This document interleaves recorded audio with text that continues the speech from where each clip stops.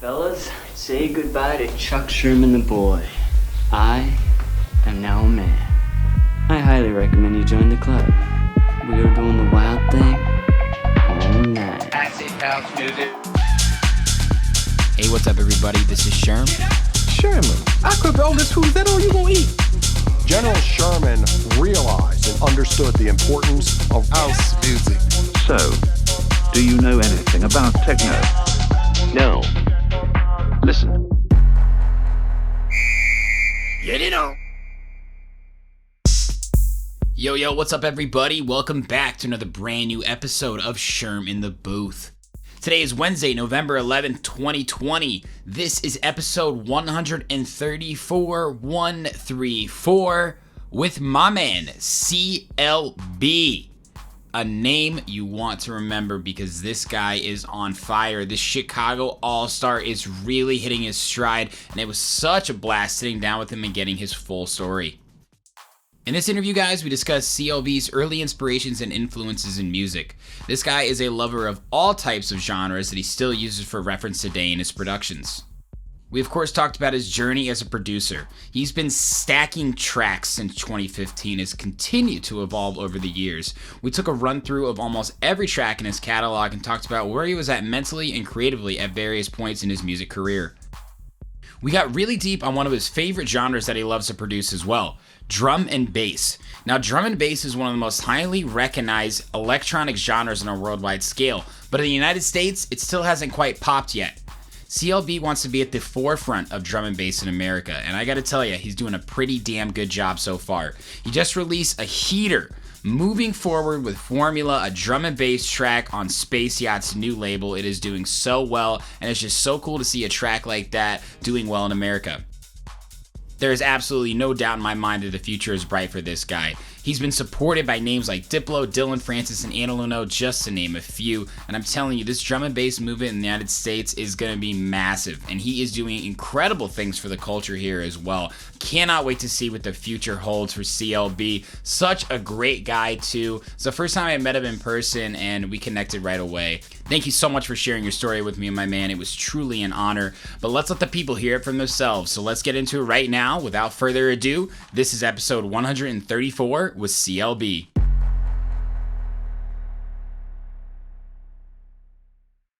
All right, Mr. Max Foley, aka CLB, is in the building. Welcome to Sherman's Booth, man. Give me a cheers. Thank you for having me. Cheers. Absolutely, bro. It's a pleasure to have you here. Welcome to the new and improved podcast studio. I'm so impressed. Don't tell people it's my apartment, but doing my best that I can in the world. It's such a pleasure to have you here, man. Thank you. Like I said before we got on air, you've been coming up a lot with a few different people that have been on the podcast. So just want to start off by acknowledging you, man. You've had a big year, all things considered. Thank you. I mean, the people don't know, but I feel a heat coming from you, bro. You're on fire. Thank you. You really are. Yeah. And I know how tough it is to be a producer, so I just want to acknowledge you for that. Thank you. I appreciate that. No problem, bro. How have things been? Things are good. I mean, going on like normal. Trying to try my best out here in this weird pandemic. But I'm making the best out of things as much as I can. Yeah, I don't know. Just make a lot of music. Just kind of really put my head in the sand and trying to be better. So when this is all over, I can just come out with a blast. You know. Yeah, absolutely. I like that attitude. Yeah. Just like continue doing your thing because it as easy as it is to be a no man, right? To say no, I don't need to do that right now. No, I don't feel like it right now. It's even harder to be a yes man right now. Yeah. It's tough as a creative, right? Yeah, absolutely. And like I think we all, well, at least personally, I reached a point where I was like that for a few months, and when I hit this point where I was like, I literally am not doing anything all day, and I know it's really hard to like try and be creative and stuff like that, but I have nothing else to do, and I might as well just slowly kind of chip away at it, you know, work on something for 20 minutes a day or whenever I feel like it, and then you get in like a rhythm and a schedule, and then here we are now. So I like that. That's good. You have to do that. You have to like hold yourself accountable in some way. Yeah, absolutely. It's been a year of like saying it's okay to take a break, and also at the same time where it's like, well, I'm not doing anything. Yeah, exactly. Everyone's in a battle against themselves and each other these days. It's tough, right? Yeah, it's like the beer my fridge, just looking at me at noon. I'm like, yeah, I can do it, but I'm not gonna do it. Thank you for saying that first. I know. Yeah, I have been drinking more than I have in the past. Yep. Oh yeah. But you know what? I've been having some good times with friends. Me too. It's been a different type of year without festivals, without the usual things that we've been doing. I've been doing less, but in that sense, I've been getting more out of it. Yeah, absolutely. I think this year definitely I kind of appreciate the small things and like the people that I know now, just because that's all I have at this point. So yeah. Once everything like crumbles, you just gotta be thankful for your like surroundings and stuff. So I think we're all experiencing you don't know what you got till it's gone too. Absolutely. Yeah. You know what I mean? Mm-hmm. I don't think I'm gonna take anything for granted anymore. Nope. I know. I want to also tell you first thing that I've been thinking about. Your Twitter is so fucking funny, dude.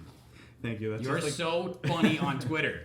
That's just like my ramblings. It feels like just like I don't like, sometimes I'll just like go read, I'll like scroll through it. I'm like, what kind of unhinged man am I? Or do like people think I am? Because I'll just be like on the toilet, have an idea, just tweet it. And I guess it's entertainment. Yeah. I guess I'm glad you noticed. I love it. I think you're so funny on it. And in my opinion, from someone that's required or has to do social media, of course, like it is a big aspect to the brand and marketing, of course. But it is the last form of social media that I think you get the realness of a person. Absolutely. Yeah. You know what I mean? Because Instagram, you see what people have done. Sure, you see what they're doing. Mm-hmm. Facebook is not even, it's emotionless. I don't even know. And then Twitter is actually how people feel about things. Absolutely. And how they're reacting. Yeah, exactly. So you can get a real gauge. Yeah, 100%. You know what I mean? Yeah, my Instagram's all dolled up, like the press shots and, editing out zits and stuff like that. And then Twitter, it's just God knows whatever unhinged idea I have. Yeah. 3 a.m. tweeting it. Yeah, it's great. Great insight on people. Yes, and the electronic community is huge on Twitter too. Yeah, EDM Twitter is a whole thing. It is insane. Don't even want to go into it. Like, it's crazy. A whole nother episode. Yeah. Oh my gosh. Well, you brighten up my day with your tweets, so please don't stop tweeting on the shitter, okay? I have nothing else to do, so. Okay. So we're all on our phones in the shitter. I don't think anyone that's millennial can go to the bathroom without their phone. No, it's like I've read the shampoo bottles on the back. Like, I've seen it all. It's such a weird thing that humans do, isn't it? At least our age. It really is. Can't explain it. Oh, well, the social network or the social dilemma actually explains that, I guess. But that is another episode. Yeah, that's another episode. Well, we're here to talk about you today, not the problems of society. Although they are going to come up, I'm sure. Probably. I want to know, man, you mentioned to me, you're originally from Chicagoland. What suburb? Downers Grove. Downers Grove? Mm-hmm. Born and raised? Born and raised, yeah. Family from Chicagoland? Yeah, so, all my family's from, like, Southside Chicago. Mm-hmm. I was raised in the burbs. Went to a very Catholic tight high school. Yeah. Did not agree with any of that. And went to DePaul for college. So, Mm-hmm. I've been living in the city for 6 years now. How was DePaul? I love DePaul. It was great. Because when you're 18, I had no idea what I wanted to do, and I didn't know if I wanted to go to like some fratty state school or whatever. And I didn't see myself doing that. Yeah. Doing keg stands at 11 in the morning, which now that I think about it, sounds like fun.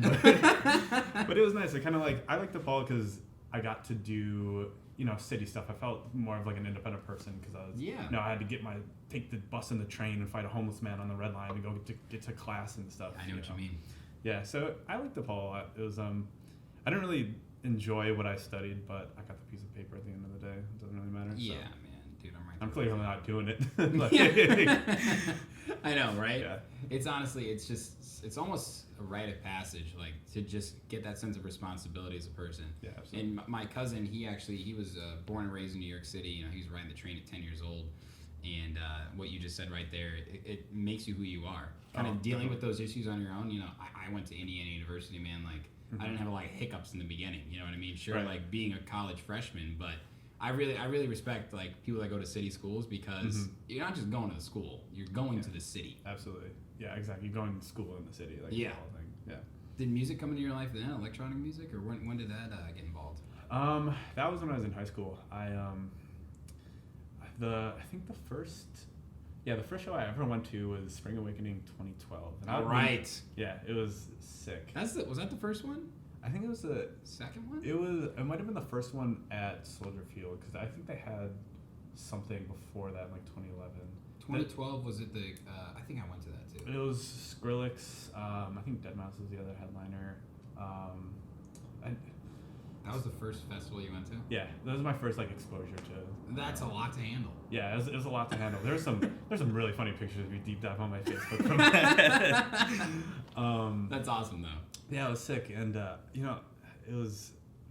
It sounds corny when I think about it, but it was kind of life changing. I mean, I was like a 16, 15-year-old kid. Yeah. And I had listened to electronic music for a few years at that point, but I'd never like experienced it in its like true form. And I used to be it's funny, I used to be like the if you know, there's no guitars in it, it's not real music. Like yeah. And you're authentic. Yeah.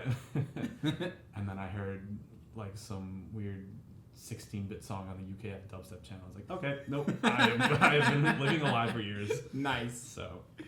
Love that. Well, did you like have any close friends or family that like showed you the music, or do you remember like the first experience when you heard it? You know what's funny? So I used to be really into like video games and like MLG kind of stuff. Nice. And I was really big into Call of Duty at the time. Of course. We're talking Modern Warfare 2. COD 4, a little bit earlier. COD 4. Yeah. Oh, okay, yeah. We got an OG over here, ladies and gentlemen. I did not have a life. And it's funny. So I used to watch like competitive stuff, and like people would put montages of them playing Call of Duty, and they'd always have like some weird dubstep track or drum and bass. That is so true. And that literally led me to like the rabbit hole. I like figured out what like UKF dubstep was, and then you know from there it was just a rabbit hole. Here we to are me now. sitting at this couch. You know, it's just like Isn't that incredible? How kind of like growing up in our generation, the ways that electronic music can be exposed to us is not like what it used to be for our parents' generation. You know what I mean? Yeah, you know, I didn't have a cassette that my dad had or anything like that. Or, you know, it was just stumbling around like the internet, and from there, That's the coolest thing about being a producer though these days is the ways that you can be synchronized and syndicated, right? And ways that you can be profitable. I mean, think about again, like our parents' generation, you couldn't make it in the music industry unless you were a touring rock band. No, unless you were the Rolling Stones, like you were not. Yeah. And now you can be making a track that gets released on FIFA. Now you can be making music that gets released on a Netflix original. Right. There's a whole entire like world of stuff you can do as a musician. You don't really have to even like leave your house. You know, you can just get syndicated in random video games or commercials, or you know, you can just like behind the scenes like songwriting for people. You can make a career out of music just from your living room without having to do anything. I know, it's insane. And with no barrier to entry these days, like, you know some of these kids, man, like 15, 16, I mean, you're young too. Like, you got started pretty young. Yeah. When did you actually start producing? I was like 18. Yeah, 17 or 18.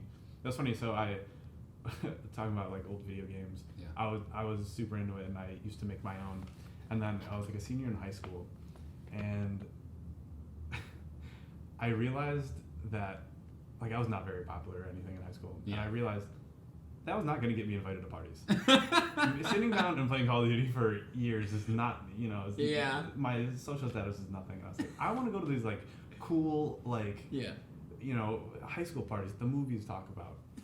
And I already loved the music. I never like really DJ'd or anything or had an interest in it. And then I was like, oh, this would be kind of cool. Like, if I go like play music, I can go to these parties and like just see how they, you know, act, and I get to play music that I want. So I learned how to DJ. I downloaded like Mixer or whatever the hell it was. So you were DJing first before you produced? I was DJing first. Gotcha. Yeah. And then I reached a point where I was like, oh, I'm sick of playing everyone else's music. So literally like 3 months later, after I started DJing, I was like, I bootleg FL Studio like every 18-year-old. There you go. Yeah, the rest is history. That's incredible. So it really came upon yourself. Yeah, pretty much. Yeah, that's how I kind of feel like in the Midwest for people, you know, I'm 28, so, you know, I just turned 25, right? Yeah. So, you know, 3-year age gap isn't that much. We didn't have a lot of people in the Midwest, at least friends. I had one friend that showed me Dead Mouse Brazil when I was a junior in high school. Actually, you know what it was? It was a Steve Aoki Warp 1.9. Oh, the Bloody Beat. That's a great song. Yeah. First time I put that on, I was like, might have been one of the first times I was drunk. And you get that feeling, right? And it's hard when you do grow up in the Midwest, and it only really happened in the EDM. I mean, there was house music and stuff, but I wasn't exposed to it through my friends, and I was exposed to it through a similar way like you. Yeah. So I feel you on that. Yeah, absolutely. It's definitely it's all just internet and kind of getting those rabbit holes. Yeah, of course. So you were in college, kept producing. Mm-hmm. Did you get like local shows? You play some top 40, earn your stripes, or you just like continue to focus on music? I've done like the, top 40 birthday party crowd. I don't see you doing that. Yeah. And like, honestly, it was fun. And at the time, the music I was making, I could like put one track in. I go in from like a Lil Uzi fucking bootleg to one of my tracks, and then go out, and there's like the one song I played. Right. So I got a little bit of that. Yeah. And then I again reached a point where I was like, this is just boring. The money is like okay, but like I'm just not. It's not worth it. So yeah, of course. I just buckled down, started producing more, and I kind of learned some good habits then where once I really started focusing on producing, I really kind of felt that like, oh, this is like this music fulfillment thing. Yeah. Like, oh, I get it now. Sure. Like I've done everything I possibly can regarding gigs and stuff, and now I understand what I like. So I really just went for that, and here we are. I love asking people that were DJs first. I mean, I think most people that we know started as DJs, right? Yeah. And then they have a similar story where they're like, well, I want to play my own music. Mm-hmm. Because especially now, I mean, it's tougher to be just a DJ than ever. Yeah, absolutely. There was a time, honestly, and there still is. There is still is a a time and place. But if you want to be unique, if you want to be big, and if you really want to love it, like you got to make sure that you really love DJing or you really love producing. Right. Did you have any like friends that were mentors, or were you just going to YouTube University? YouTube University, baby. Yeah. It was awesome. Yeah. There we Free go. admission, no nothing. That's right. It was great. Yeah. So, and it's kind of funny too. If you like look at my discography, you can tell. I think I at least hope you can. You can kind of see like the growth of like how, just like how things are mixed and how things sound. Because literally, I still have no idea what I'm doing, but I haven't known what I've been doing for like 6 years. I have my own system. I have my own system now, and I kind of get it. So, just all weird YouTube tutorials and just playing around with synthesizers and drums. Well, you're a great example of how tangible it can be to be a great producer. Thank you. Right? I mean, you haven't mentioned anything about, like, oh, my mom was in music or my dad was this and that, right? Like, you literally like, no, actually, I want to be a popular kid.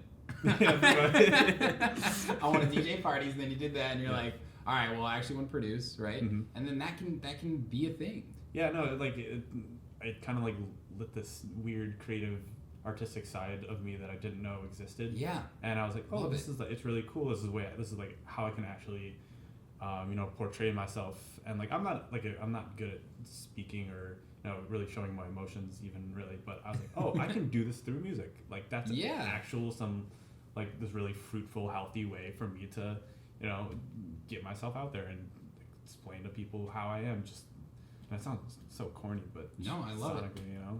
It is what it is, yeah. Absolutely. Well, what was your inspiration like at that point? Because even some of your first releases that I can find, at least in 2015 through now, I mean, you're certainly on in the left field of electronic music. Yeah. You know what I mean? Yeah. Well, who were you into at that point?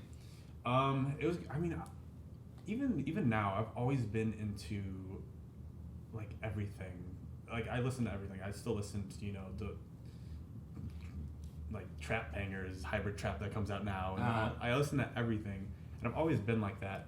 But I always had this mentality especially when I was going into DJing, it's like I want to expose genres and styles that I don't think get enough recognition. So my whole entire career has kind of been based around that, and I'm lucky I've like fallen into like my own kind of groove and my own sound now. But it's always been that kind of I want to show off things that people didn't know they wanted to hear, and then once they hear it, they're like, oh, this is crazy, and love that. Yeah, so that's always been my mindset, and I think for the rest of my life, when I like my music career, that's going to be it.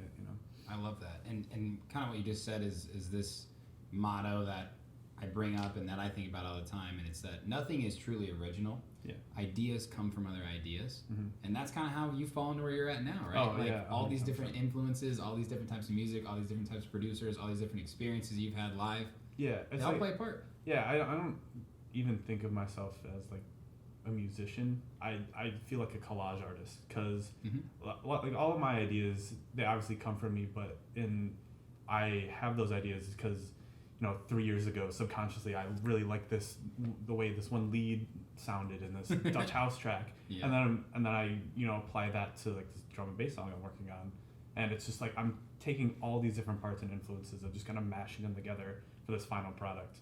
So it's That's special, man.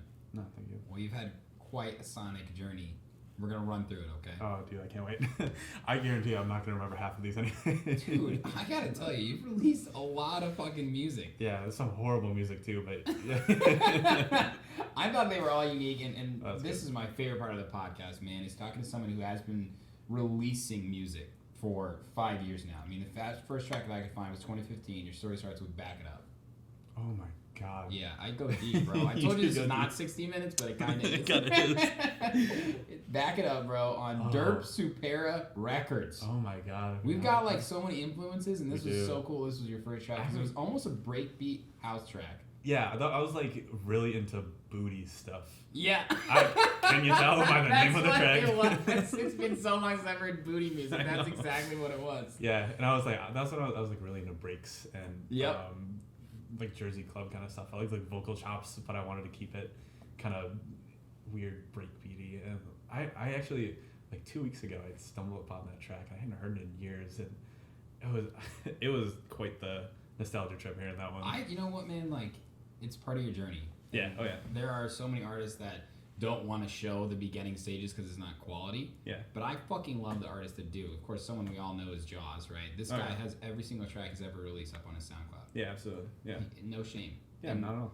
Honestly, he's got some of his fucking best bangers. Yeah, from a long time ago. Those old tracks are insanely good. Thank God I didn't delete those. Yeah, I don't think you should. No. And it was just so cool to hear you start with that track. Yeah. I like it. I like it, okay? Thank you. But 2016, couldn't find much. It clearly was a year of development for you, kind of figuring out what's going on, producing. Is that true? Yeah, definitely. Yeah, 2016. And then 2017 comes around. You obviously have been doing your homework, and you graduated YouTube University from what I can see. Of course, yeah. Because 2017 was a big year, man. You kick it off with the Hood Euphoric EP. Tracks like this and Turn It Up. Yep. That was a breakbeat, house vibes, really good pace on those tracks. Like, Thank you. I liked the speed of them. Thank you. You know, they were exciting. Was that the first release of 2017 that you can remember? I'm sure there are others. That was like those are like the big ones. That I remember I sat down that whole summer.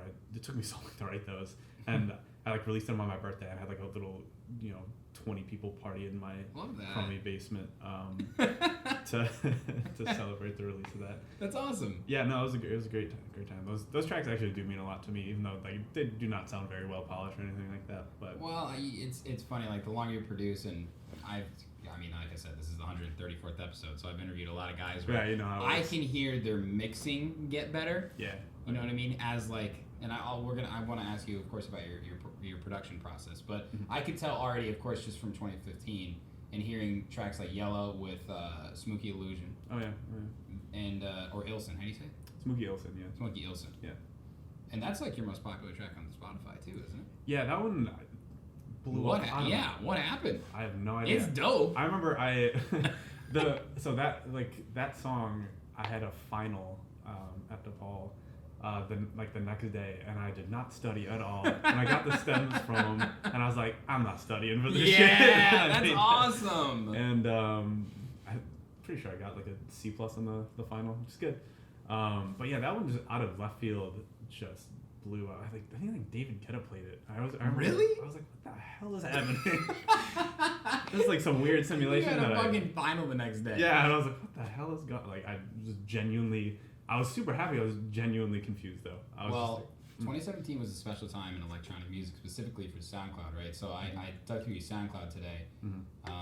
You also had Pump This with Round 2, and that one I did start to hear. The mix down was very clean. Yeah, that was getting much better. Fun track.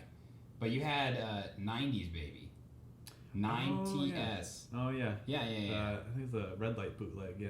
Dude, sick. Thank you. I enjoyed that. That was a mysteriously dope track. Thank you. Yeah. You know, not a ton of notoriety on your SoundCloud, but yeah. I bet that's kind of where like people like David Guetta found Yellow and stuff, because yeah, probably. I mean, that was a golden age for SoundCloud. Yeah, it absolutely was, and I like that track.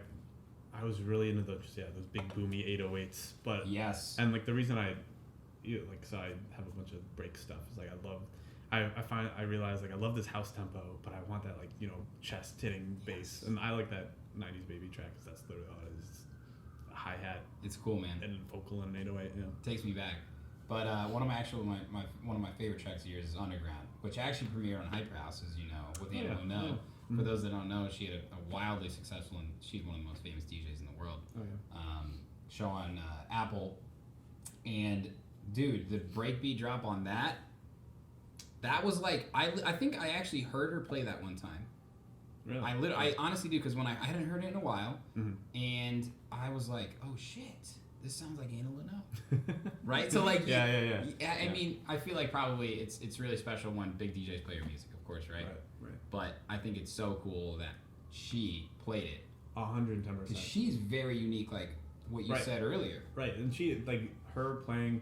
She gave me a lot of love on Hyper House, like to the point where like she was asking for tracks every week. Like, I can't keep up with you. Like, I'm sorry. And I, having her kind of validate my whole music career made me, really want to dive in and not go like the EDM-y kind of path. Like I really respected her just as a tastemaker, and I was like, okay, if she's playing my stuff, like maybe I'm doing something right. I should just keep on that path and stuff. So I love that. A little bit of acknowledgement goes a long way. Yeah, absolutely. And you still had some other dope tracks, man. And I gotta tell you, I didn't even realize this, but I have had Don't Walk Away and Touch It for years, bro. And I've been dropping those tracks for years. I dropped, I'm pretty sure, Touch It for my Spring Awakening Rise and Shine guest mix. No way, really? That actually got me runner-up, tied with Flynn. Oh, that's sick. Yeah, dude. And I was looking through it, and I saw Don't Walk Away. I was like, holy fuck, I have this song. This is CLB, so it was just funny. Like, respect for being in the game, bro, and crushing it. And Wookie dropped that on his Dipple and Friends mix. That's really cool. That was crazy.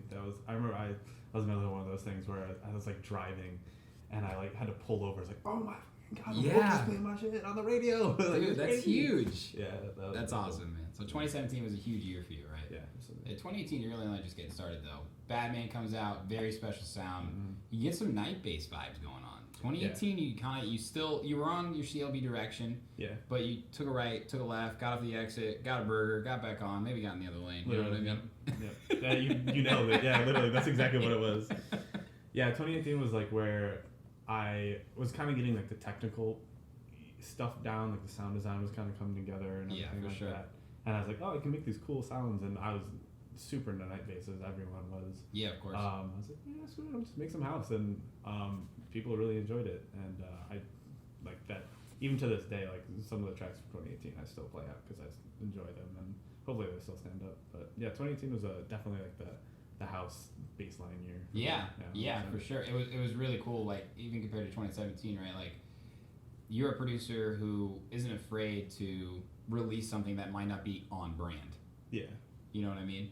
Yeah. Like, I feel like a lot of guys that we know are even big, like, they make a lot of different tracks. I mean, fuck, some of them literally have to make different aliases. Yeah. You look at someone like Claude Von Stroke. Yeah. Barclay Crenshaw, his alias brand, he claims that is actually the music that he wants to produce, right? Right. And he's still a great house DJ and house producer, and obviously loves that.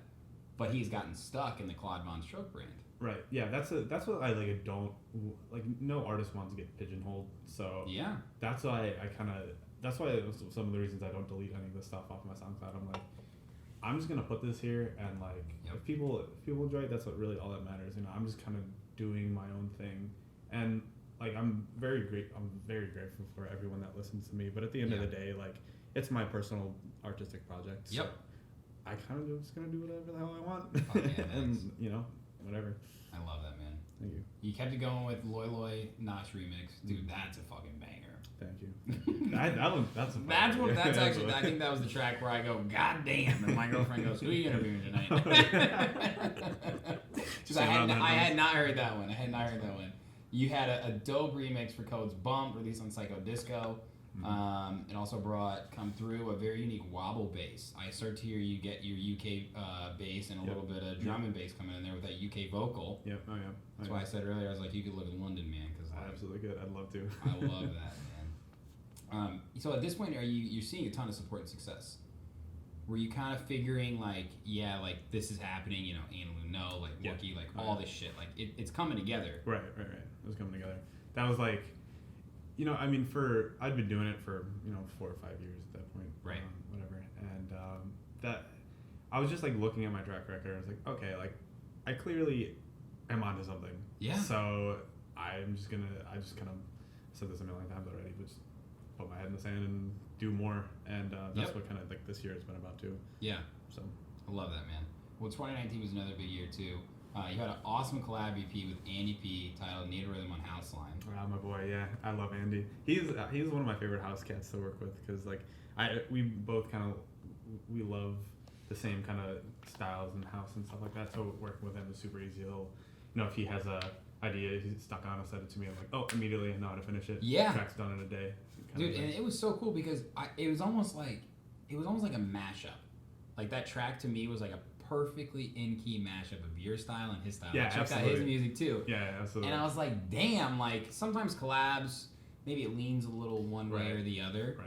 But I gotta tell you, I don't know if I've heard a collab EP like that where you guys were so in tune. Yeah, no, we could start it on duo, you know. It's just very... Oh, that's special. I'd love to. Yeah. Have you guys released more music together other than that? I don't think so. We definitely have like a million half-done songs and stuff like that. We should probably finish up, but... Man, I could said you're for your fans, bro. I'm a fan, and I could really use another EP. Noted. No, man, let Andy know for me, okay? So that was really awesome. And then Sonar EP, then we started to get a taste of your drum and bass. Yeah, like definitely. you really start coming into your own. Incredibly well mixed. Thank you. I don't know who did the master on that, but it's really dope. Thank you. Very unique track. Are you starting to think this might be my sound? Obviously, you said you're not pigeonholing yourself, but are you becoming like, okay, I'm passionate about this style? Yeah, absolutely. I think the realization I had with those tracks, I'd been making drum and bass for a while at that point. Yeah. But it was never good enough to put out. And I was like the house stuff for me, I still loved, but I kind of ran out of my ideas, and I was kind of pigeonholing myself. I was like, you know, it became very forced to write house for me. And when I started really going into the drum and bass stuff, like that's where I realized like there's so many different things I have to learn about the genre where it was like just opened a whole entire world. You were challenged. I was extremely challenged, and if you like, even if you listen to like the Sonar EP, it's like compared to like the stuff I'm doing now, it's like you could tell that I've just been trying to get better at it.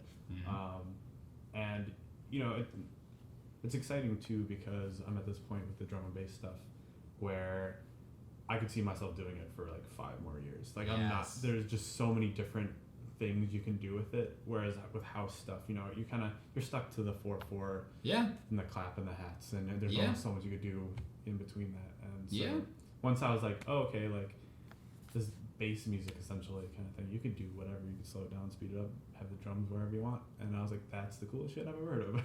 Dude, so you got room to play with.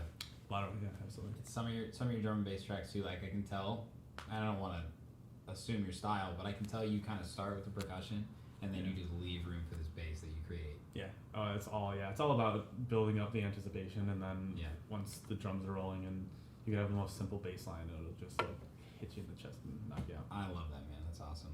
But you weren't done yet. I gotta tell you, Not Me is awesome. Woo! Thank you. God damn. I think Drew's a big fan of that one. He played that at the Night Bait show a few.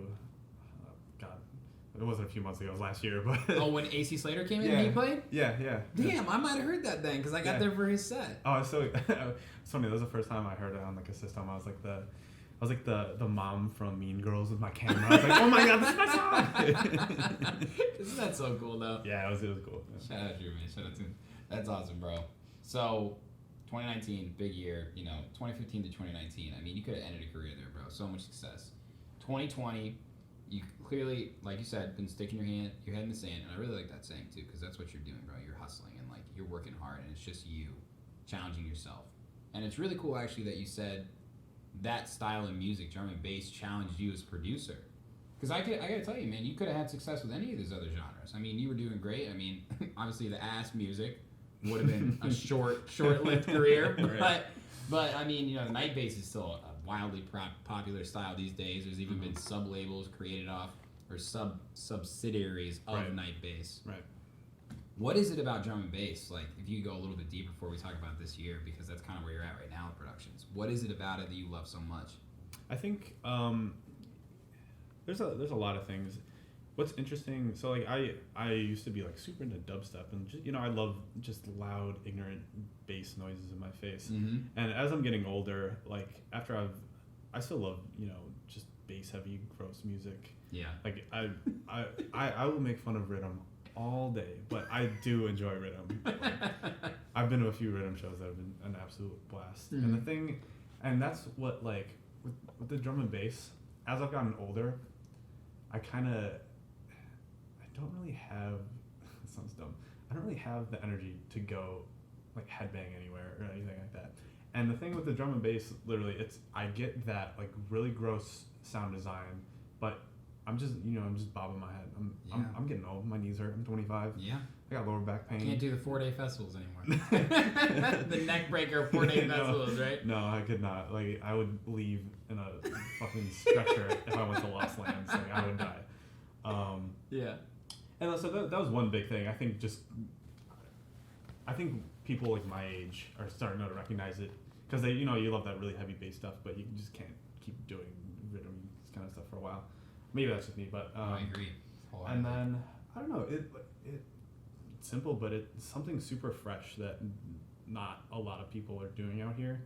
And I kind of had this epiphany where if I really kind of did drum and bass for a while, like I could. This sounds high projection kind of thing. Yeah. Like I could be like that one American drum and bass artist that like has that breakthrough kind of thing. Yes, you could. And like I really want that to happen, and it's shooting for the stars. But I think I have a good enough.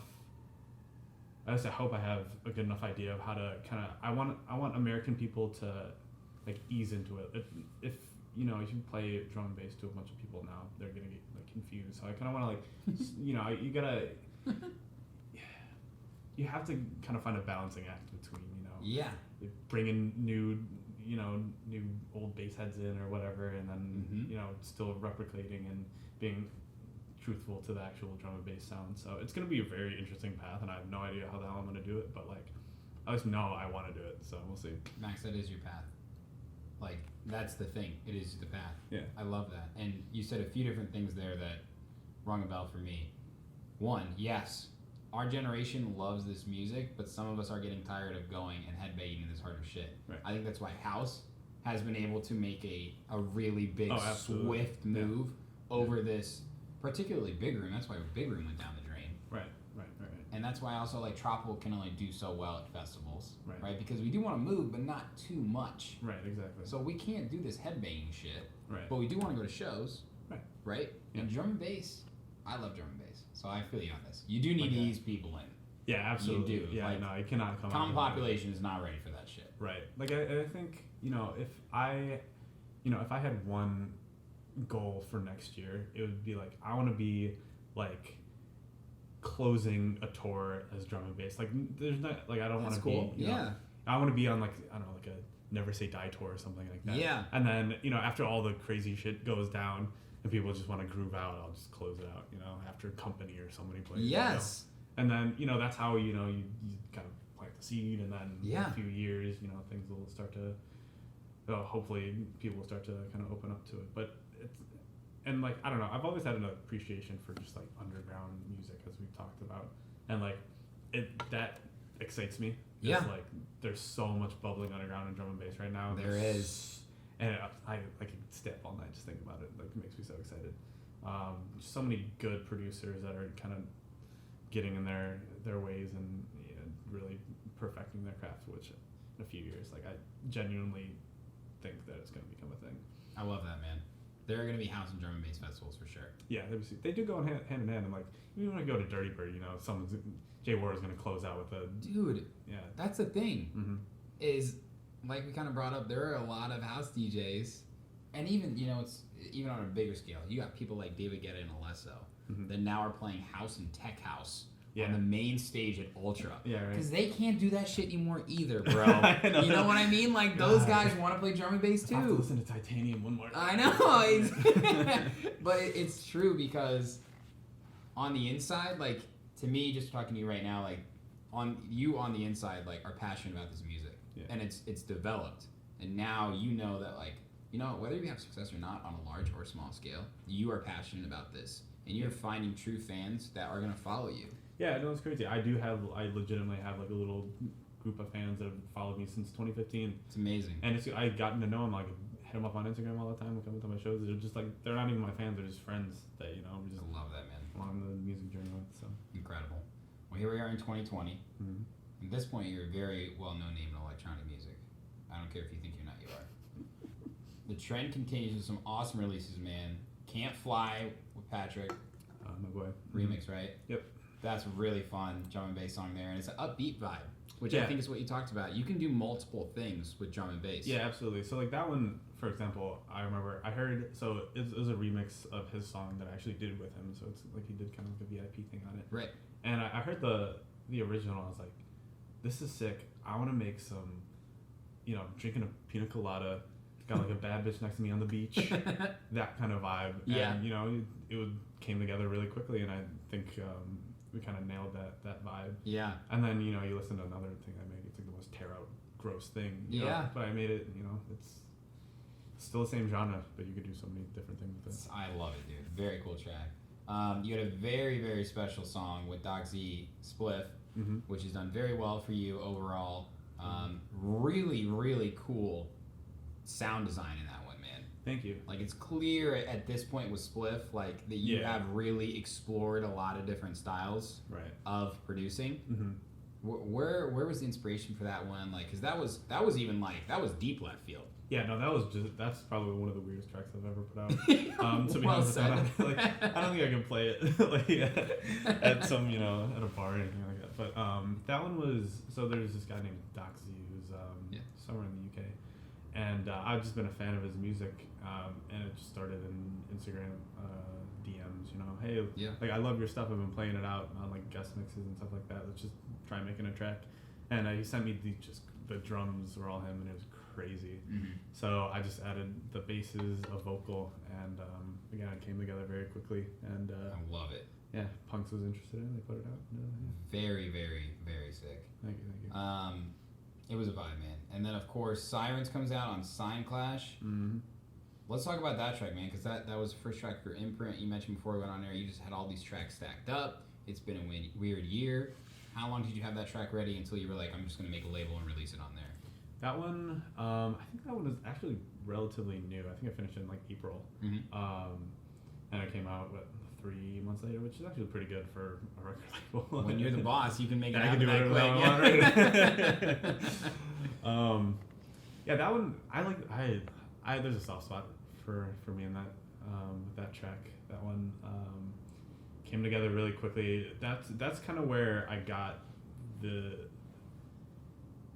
lane for the drums I want to write. So if you listen to, like, a lot of the tracks, you can tell once I start putting more stuff out, like, a lot of my drum references come from that track, essentially. So that one, I don't know, I love that one. It kind of that was the one where I was like, okay, drum and bass shit is like, I kind of have my own niche in that now. Yeah. Like, There you go. Yeah. So that's incredible. Yeah. I mean, the more you talk about this genre, the more I'm like, maybe I should give this shit a shot. I'll send you a playlist. Trust me. Yeah. Okay. Good, bro. Good. That's really cool though. So Sign Clash. What's the name behind that? What's the story? So I was trying to think of, like, it sounds corny, but I was trying to think of something kind of marketable. But, like, so I mean, I'm a sucker for just, like, UK culture in general, and, like, I'm not sure familiar with, like, sound clashes, but that's the thing. You got one squad's got a bunch of speakers, the other squad's got another set of speakers. You're just fighting over space, and you're just sound clashing and trying to play louder than the other. Ridiculous, and that's just, like, this awesome, cool concept that I had for that was just part of history in electronic music.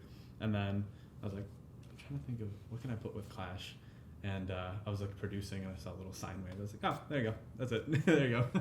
It's very cool. Thank you. Do you have big plans for the label, or are you just kind of taking it day by day?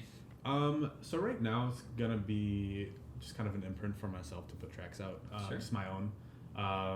And then once I was thinking like around January or February, that's when we're gonna start putting out other people's music. So actually, I got a demo like 2 days ago. That was insane. That I think is gonna be the first signing. That's awesome, dude. Yeah, so I'm interested to see where it goes. It's gonna take a while to kind of get its own sound and stuff, but I'm excited. It's just another cool lane for me to kind of delve into and procure, I guess is the word. Dude, it's I when I was writing this, I wrote some notes. It's literally dark, deep, and dope. Yeah. So I think that's probably the vibe, right? That's absolutely the vibe. I'll let you have that. Yeah, absolutely. That could be your checklist. Dark. Yeah. Deep. Yeah. Dope. Yeah. Signed it. Yeah. I love it, man. It's so cool. Of course, another dope one as well. Run and Hide on Vibe Recordings, which premiered on Noisier Radio. Mm-hmm. That's cool. That was another one. That's of those really moments fucking where I was cool, like, dude. Oh my god, it's happening. It's Noisier. I mean, yeah, fuck, dude. Yeah. He's from UK, right? I think that's from the Netherlands. Yeah, the Netherlands. Yeah, it was funny. Some of the first drum bass tracks I ever listened to was Noisier. Yeah. 2009 when they're still killing it, but. Yeah, that was one of those like full circle moments. I was like, oh, this is cool. It's really cool. Yeah. I know how big they are, man. So I acknowledge you for that, bro. And then Fade Away When I Look at You. Mm. Those drops, man, are like come out of nowhere. Yeah, those are not the ones that you should probably show people like once if they're just getting into drum and bass. You gotta go easy on it, but I see. But from someone who likes that shit, like I was really taken back. Really? I really liked I'm glad that. you say that then, yeah, good. Well, it was cool because, like, it was really different. You know what I mean? Like, it wasn't so formulaic. Yeah, absolutely. Yeah, those two especially were just kind of like ideas that I had, wrote it in a day, and when you listen back, yeah, it was, I don't know. You wrote those in a day? So they just, one of those tracks that just snapped. Yeah, that happens. Absolutely. It happens. Yeah. Those are the best tracks too, you know? Oh, God, I know. I mean, you can't ever go into a studio being like, I'm going to make a track in 2 hours right now, right? It never happens. No. Wishful thinking. Wishful thinking, man. But here we are now, and you just had what I would say is one of your best masterpieces. First track on Space Yacht's label. Mm-hmm. For those who don't know Space Yacht, one of the most incredible party brands, and now just launched a label based out of Southern California. Shout out to London Bridge, shout out to Hidden Hen. Absolutely. Here we are now, bro. Moving forward with Formula. Yes, sir. Let's talk about this track. Yeah, that one. So Formula is very small. He's not small, but very underground producer, and in the UK. And I'd stumbled across his music, and I was just taken aback because he had just had crazy ideas. Was not getting any like recognition for it. I was like, shit, man. I like those are the people that I love. Yep. And so we just like it was just very organic. You know, I just hit him up on Facebook, and I mean, we've been talking for like over a year now. At this point, we've made 1 million tracks together. This is the first one that ever actually came out. That's awesome. And yeah, you know, that one was interesting because he is not as like vocally or as like liquidy as I can get sometimes. Mm-hmm. And he had this idea. He's like, this is the first time I ever sang on anything. I have this idea. It's not really clicking. Can you just like take a look at it? I was like, cool. He sent me the vocal. He sent me parts of the melody, and like the first part of the drop is all him. Which is the sound design is just nuts on that. Yeah. And he was like, hey, like, can you just take a look, help me finish it? And then within like a day, I finished it, and then I sent it to Tune Reactor, and I had finished it literally 3 hours before. I think if you watch the clip on Tune Reactor, it says like uploaded 3 hours ago. Wow. That was the first draft, and here we are now. It's crazy. It's unbelievable. Yeah, and like the love that people are, you know, I've never experienced the amount of just like support and just random people reaching out saying how much they love it, or like I've had some really sweet people talk to me about like the message about it, and like that's super meaningful. So yeah, I mean, I'm obviously super happy with the track, super happy with where it is, because Space Yacht, as we were talking about earlier, is like the dopest, you know, I guess label now, but just community in general. Yeah. So yeah, they and like I said too, like they take chances. They don't really care about like to ticket sales or plays and stuff, right? Like they believe in things that they love, and I think that's the coolest thing about them. Yeah, that's the part about the community. Like, I mean, the whole entire branding of shows is a bunch of question marks on a label. So true. They're like, show We're up all the sound. guessing. We have pizza. There's gonna be dope music. Trust us on that one. And people just came in droves, and you know, it started like 5 years ago, and now they're a label, and I'm super excited to see where they go because it really does feel like a breath of fresh air just for the underground community and like just, you know, small producers. It's so hard to get yourself out there when the music industry seems like you have to follow this certain path. You have to produce music that's good enough to get released on labels and get supported by big DJs, and then you have to work your way up in the industry and do this and listen to labels and play these festivals and do these shows and make these posts and create this content. Right. Space Yacht says, yeah, I really don't give a fuck about any of that. Fuck that. This is dope. We like it. And dude, I mean, listen to the story you've been telling here, right? Like with the journey of your music. I think you, like it said, it's just perfect timing. Yeah. Absolutely. With them where they're at, with you where you're at, with where music is at right now, with where the world's at. Right. It's a dope track. And I think that actually is it's of course they believe in your track because it's good music. But I think it's really cool that again they were willing to take a chance on a drum and bass track. Yeah, absolutely. Yeah, I had a call with Henry and I was like, I don't know, like, are you sure you guys like this? Yeah, I was like Jesus, like that's very bold of you. Yeah.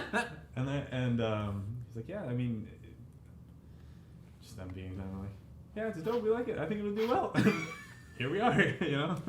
Talking about it, sharing the booth, man. I love it. Yeah. One question I love asking, especially someone who's released so much music, out of all your releases, regardless of plays, regardless of notoriety, regardless of support, are there any that mean the most to you? It's a good question. There's a bunch of unreleased ones that I obviously haven't put out that definitely mean a lot. Out of all the ones that I've put out, that come through track with a really wobbly bass line, that Dizzy Rascal vocal. Yeah. I still get really excited when I hear that. I love that track so much. And that one for me was that was like the tune of, you know, like the house UK bass style that I was trying forever to nail. I was like, oh, I can do this. Like, this is sick. And I still love playing it, and people still ask me about it, like, to this day. Actually, I started a VIP of it like 2 weeks ago when I was in Dallas. Shit. So I'm excited to finish that one. It's really good. Okay, good. Love that, man. Well, of course, we mentioned, like, with big releases come big DJ support. I mean, we mentioned Anna Luno, but, dude, you've been supported by Diplo, Dylan Francis, GTA, Bauer. You've been on radio stations like Hyperhouse, BBC Radio 1, and Rinse FM. I mean, like I said, a little bit of acknowledgement goes a long way, but those are some fucking purple hearts right there, I know, dude. It's crazy, yeah. How does that feel? It feels really good, you know. It really does help, you know, inspire me, obviously, and it's really cool because I look up to all those producers and stuff like that because I listen to pretty much everything, and you know, it's just, you know, it's just kind of make me a little giddy. I'm like, oh, I made that in my bedroom. That's kind of cool, you know. And now it's sitting on like Diplo's hard drive. Yeah, you know, it's cool. I try not to think about it too much. A, because I don't want my ego to go crazy, and B, like, I don't know. It's just like it just warms my heart. I'll put it that way. Love that. You know, there's someone that I really love that supports your music, and it's Flava D. Yeah. Oh my God. Yeah, she's fantastic. I think that's really cool. Dude. I've been such a fan of hers for so long. And then she's like said my name on the radio. Oh, like, I heard it today. And I was like, oh my God, I'm gonna cry. yeah. You know, that was so cool, man. Yeah, it was so sick. Props to you on that. Like on all that, man. I know how hard this industry can be, and just, you know, seeing like someone like you who's worked really hard and has done this for all the right reasons, be supported by people like that. Yeah, it's props. Thank you. I appreciate Major that. props, Bill. So there are a lot of people that watch the show that are up and coming producers, experienced producers, all that type of stuff. We've been talking about drum and bass tonight. We don't have to get so granular on exactly your style, and this hasn't happened overnight for you. What would be some tips or ways that you'd recommend to people to get to where you're at? How did you improve? What was your workflow? What was your commitment level? That sort of stuff. Are you talking like in general, specifically drum and bass, or just kind of like, you know? Yeah. What were some forks in the road that you remember where you were like, at the beginning you mentioned I went to YouTube University. Right. And then I started working a little bit harder on this music. Found inspiration here, but took a right turn instead. I think the biggest thing I can say is as soon as it starts to feel forced, switch it up. Do something totally different. Yep. And that's going to unlock different, techniques, different styles, things that you didn't even, thought you could come up with just because you didn't, pigeonhole yourself in a studio session saying you're going to make it a house track, Yep. I think another big thing is too, especially as you're building your own kind of like sound, what I started doing a few years ago was not spending a lot of time on tracks. So for example, if I'm stuck on a track and working on it for a week, I'm going to identify what the good parts are, what the bad parts are. I'm going to bounce the good parts, put them in a folder, and then start a whole new track. Not with those parts or anything like that, just start another idea. Yeah. And so what I do is I have this massive, pretty much sample library of, the drums from this one idea 6 months ago sucked. I mean, they're good, but like they didn't work on the track. Yeah. And now I have this track where, like the lead is awesome, the vocal's awesome, the melody's sick, but the drums suck. So I have a stem of drums I could just drag in and I'm like, oh, it's perfect. Yeah. So, it kind of helps. You're just essentially sampling yourself. So you build your own sound library that is authentically you. And that was a big one for me where I was like, oh, I'm not trying to, I'm not gonna sit myself down and like force these drums or this melody to work in this track. I'm just like, fuck it, I'm bouncing it and then bring it back 6 months later. Dude, that is one of the best pieces of advice I've heard yet, honestly. Oh, good. Yeah, it was like mind blowing for me. I was like, oh, I can do that. That's that's like the graveyard, but you visit the graveyard frequently. Yeah, absolutely. Yeah. That's awesome. Great idea, because I saw you've released sample packs. Yeah, I have one. I'm actually building another one right now just because I have so many. I was like, I might as well make some side bread anyway. Yeah.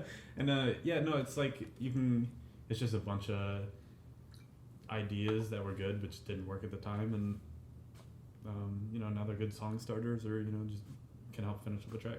Of course. You got a lot of samples that you use too that I love. Yeah. Do you just go for it, or how do you get those babies cleared? It depends.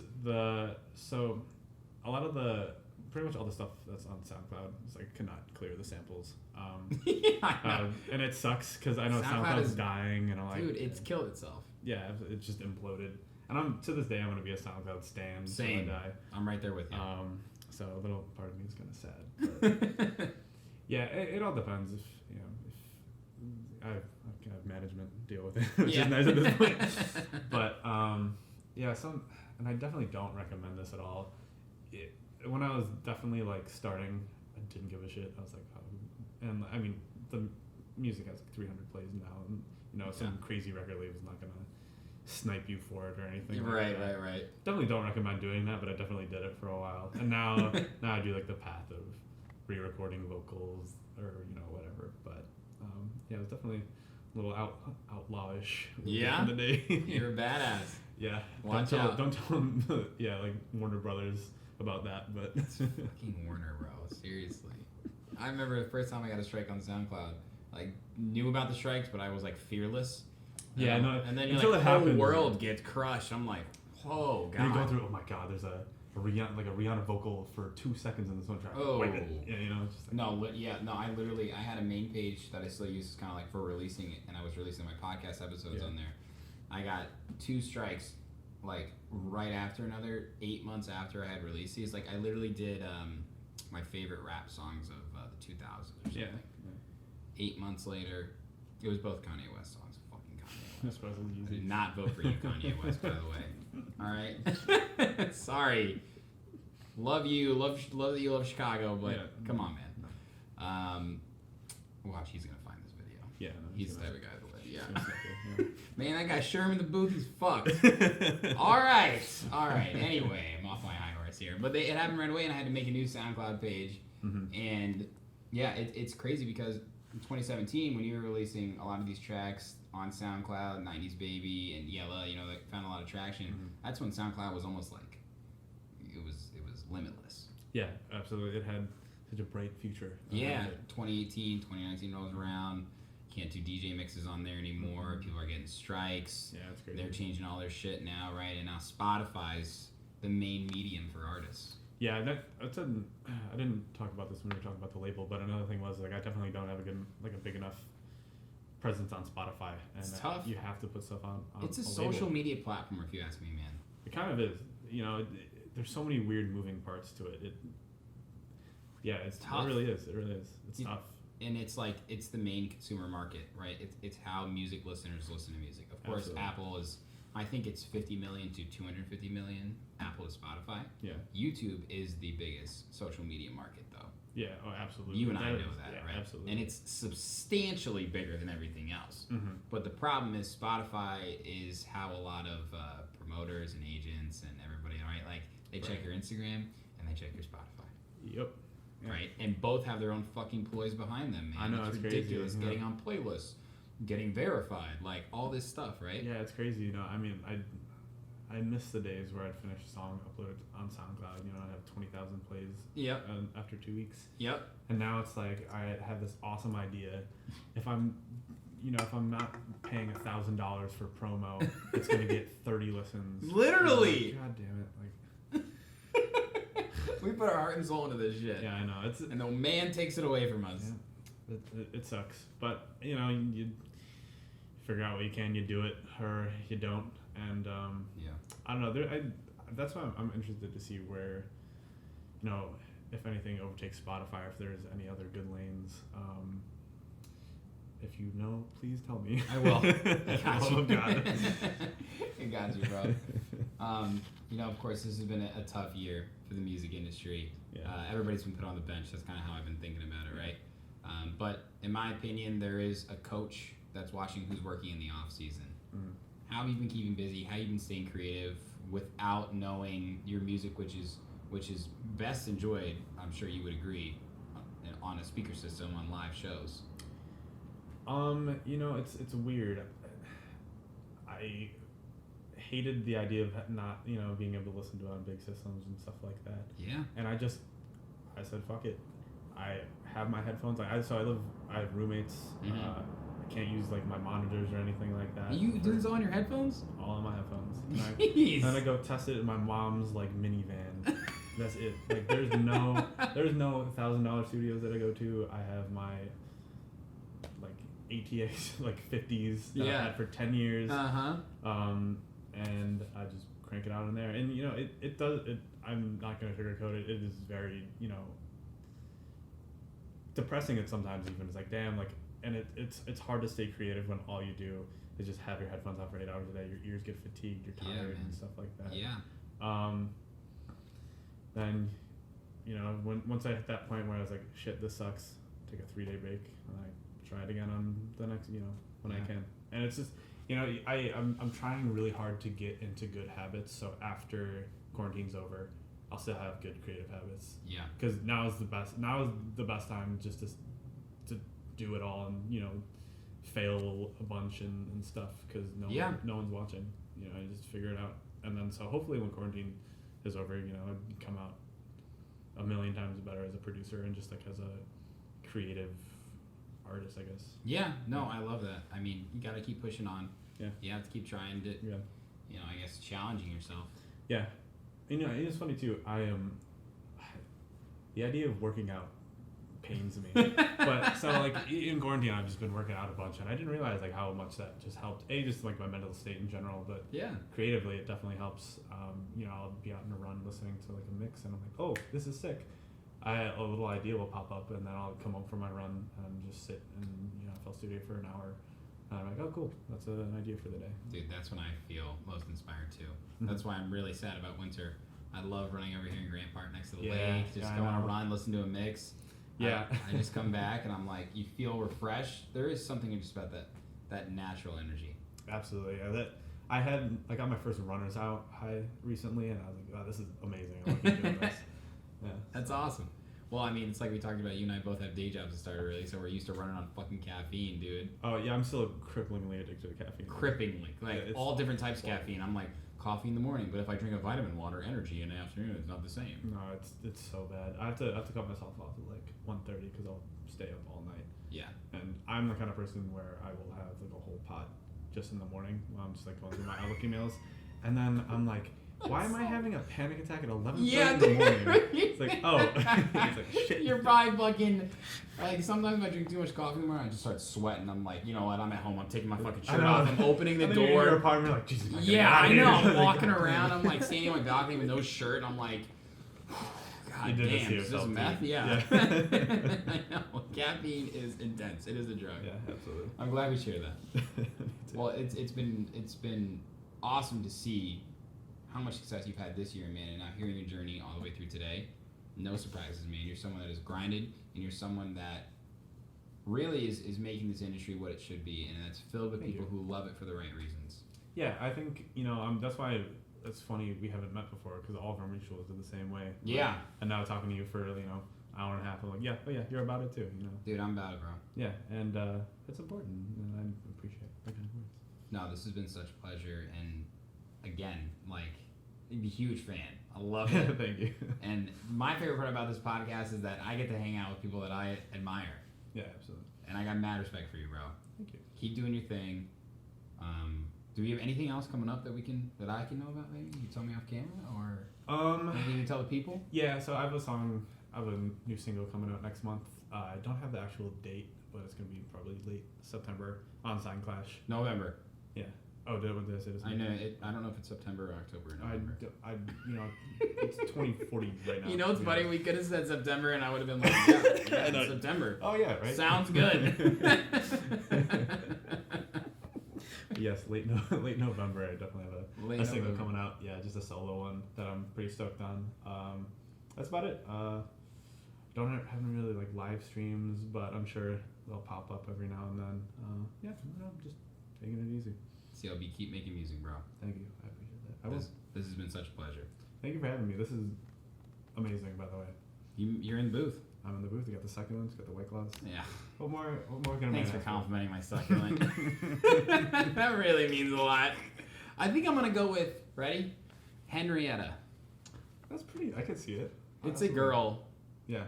and I think the case or the vase says a lot about it. Yeah, that's a big part of it. It's obviously a suburban succulent with these basic ass design here. Henrietta, grandma succulent. She's doing great.